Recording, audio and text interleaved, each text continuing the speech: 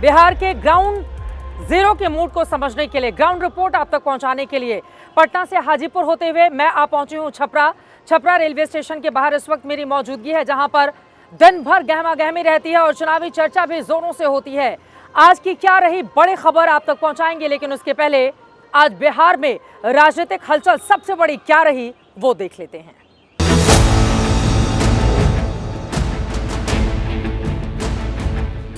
मैं बार बार कहता हूं कि बटेंगे तो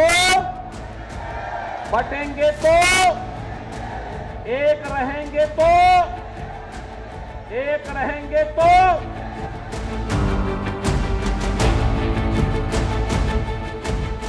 प्रभु, जहाँ पे मेरे प्रधानमंत्री हैं वहाँ पे कम से कम मुझे अपने सम्मान की चिंता करने की जरूरत नहीं है।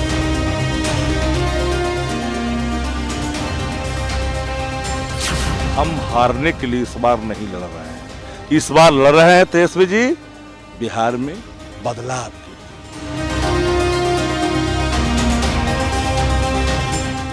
जिस व्यक्ति को नौकरी और रोजगार में अंतर नहीं पता हो, उसका विजन है, इनको अपने विजन का रिवीजन करने की जरूरत है। बटेंगे तो कटेंगे, भारतीय जनता पार्टी का ये सुपरहिट चुनावी नारा क्या बिहार के इलेक्शन में भी एंट्री लेने वाला है? दरअसल ये वाला नारा उत्तर प्रदेश के मुख्यमंत्री योगी आदित्यनाथ ने दिया तो यूपी के सरजमी पर ही है, लेकिन इसकी गूंज बिहार तक सुनाई दे रही है। इसके पहले कि आरजेडी और कांग्रेस इसको लेकर तंज कसते, सवाल उठाते, उसके ठीक पहले जेडीयू ने ही स्पष्ट कर दिया कि बिहार में इस तरह के नारे की कोई जगह नहीं है। अब सवाल बड़ा ये खड़ा हो रहा है उत्तर प्रदेश के मुख्यमंत्री की, अगर यहाँ पर चुनावी रैलियां लगी, कार्यक्रम हुए और इस नारे को दोहराने के लिए वो फिर यहाँ से आते हैं, तो क्या जेडीयू इसको लेकर उन्हें रोक पाएगी? ये रिपोर्ट देखिए।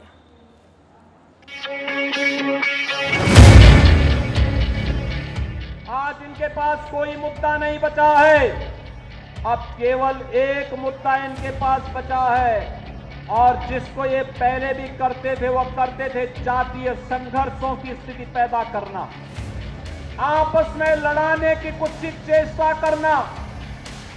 इनकी इस मंशा को सफल मत होने दीजिए।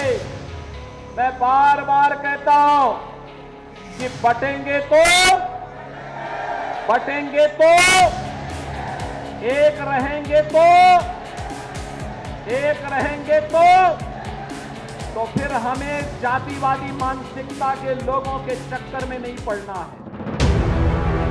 उत्तर प्रदेश के मुख्यमंत्री योगी आदित्यनाथ ने ये बयान अपने सूबे के जिला जालौन में दिया, लेकिन इस पर सियासी घमासान पड़ोसी राज्य बिहार में मच गया है।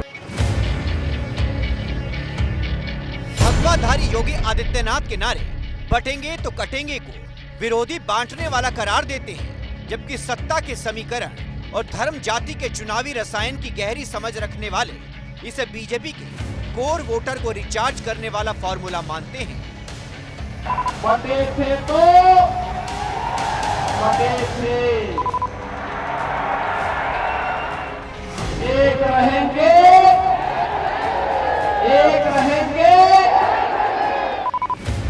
चूंकि इन दिनों बिहार का मौसम चुनावी है, ऐसे में सीएम योगी ने ये नारा भले ही अपने राज्य में लगाया और लगवाया, लेकिन इस पर प्रतिक्रिया की बारिश बिहार में होने लगी। सबसे पहले बीजेपी की सहयोगी जेडीयू की जुबानी फुहार महसूस कीजिए।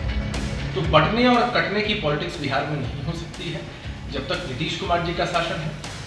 सब लोगों को समान अधिकार प्राप्त हैं, कोई माहौल खराब करने की कोशिश करता है उस पर कार्रवाई भी होती है। सर्वधर्म संभाव वाले विचार से हम सभी लोग प्रेरित हैं। बेशक नीतीश कुमार की छवि ऐसी ही रही है, बिहार की चुनावी राजनीति में भी हिंदू मुसलमान से ज्यादा जातीय दांव ही चलता है। ऐसे में सवाल ये है कि क्या अब की बार बिहार में भी चलेगा बटेंगे तो कटेंगे, और क्या बीजेपी की सहयोगी जेडीयू इसकी इजाजत देगी? ये तो बहुत जल्द पता चल जाएगा, लेकिन इतना तो तय है कि सीएम योगी यकीनन बिहार में बीजेपी के स्टार प्रचारक होंगे। ऐसे में सवाल ये भी है कि क्या वो खुद पड़ोसी राज्य के चुनावी मंच से अपने पसंदीदा नारे को दोहराने से रोक पाएंगे?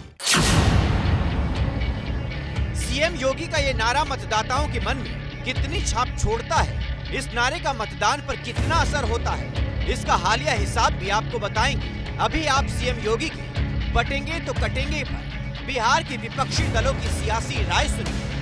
नहीं, क्योंकि उनके पास अपनी उपलब्धि के लिए कुछ भी नहीं है। 20 साल में बिहार का सत्यानाश हुआ है, कोई काम नहीं हुआ है, कोई विकास नहीं हुआ है। तो अब इनके पास से सामाजिक तनाव पैदा करने के अलावा, उन्माद पैदा करने के अलावा, पोलराइजेशन के अलावा कोई रास्ता नहीं। अब ये लोग खुद हटेंगे, बटेंगे कटेंगे नहीं, ये लोग खुद हटेंगे।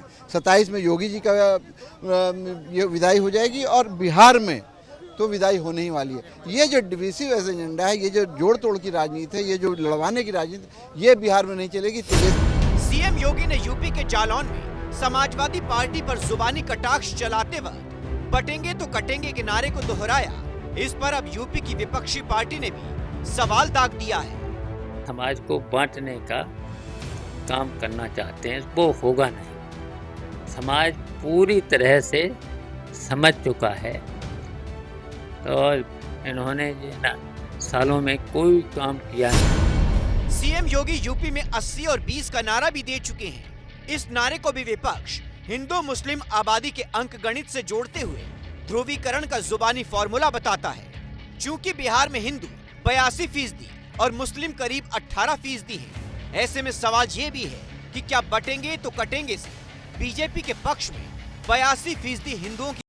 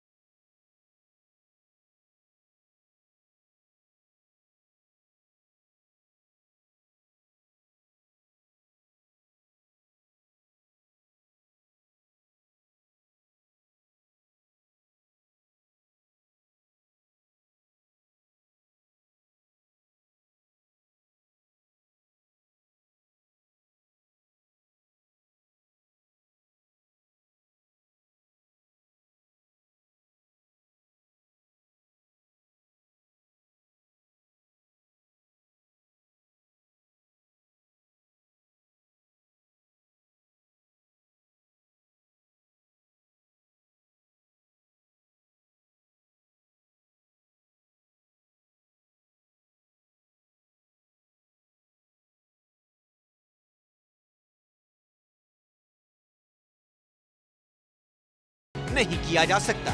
अब ये नारा बिहार की सरजमीं पर योगी आदित्यनाथ के जरिए कब एंट्री लेगा, इसका कितना असर पड़ेगा, लगातार हमारी नजर बनी रहेगी। खबरों में आगे बढ़ते हुए बात करेंगे सीटों के बंटवारे की, जिसको लेकर आज पूरे दिन रूठना और मनाना ये दौर जारी रहा। चाहे एनडीए हो या फिर हो महागठबंधन, दोनों ही अभी तक पूरी तरह से तय नहीं कर पाए हैं कि किसके हिस्से में कितनी सीटें जाएंगी और रूठने का दौर जारी है। ज्यादा से ज्यादा सीटें अपने हक में करने की कोशिशें, कवायदे भी जारी हैं। इन सब के बीच सूत्रों के हवाले से बड़ी खबर सामने आई है कि एनडीए में एक फॉर्मूला तय किया गया है, जिसमें जेडीयू 102 सीटों पर, बीजेपी 101 सीटों पर, चिराग पासवान की पार्टी 25 सीटों पर, हम 8 सीटों पर और आरएलएम 7 सीटों पर चुनाव लड़ सकती है। देखिए,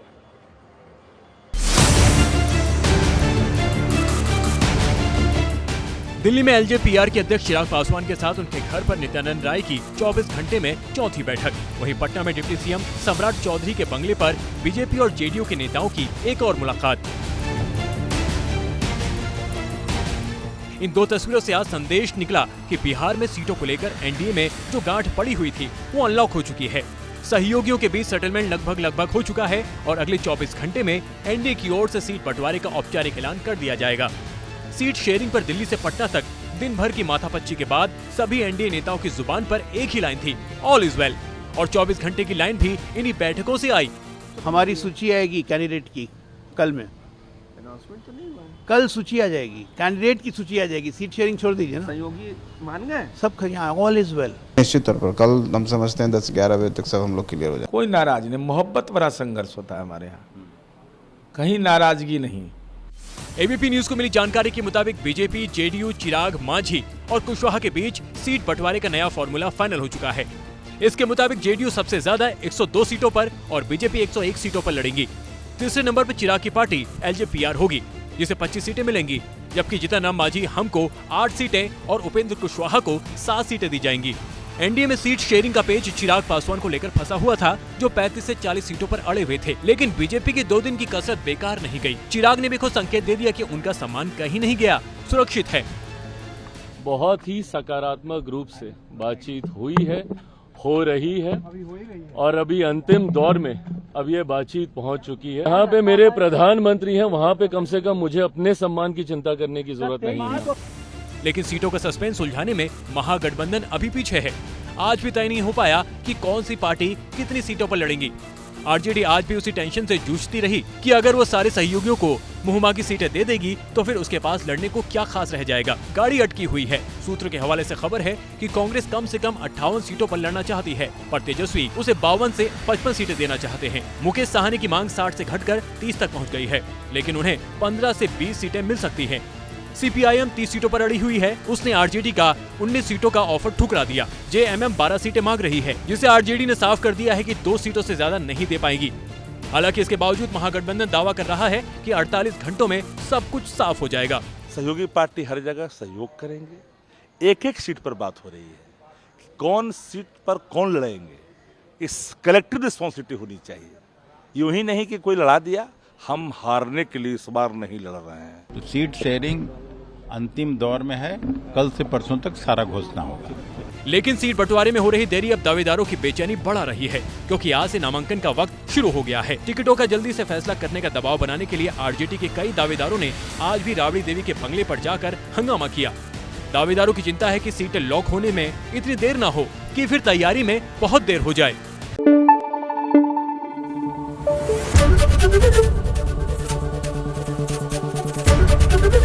एबीपी न्यूज आपको रखे आगे।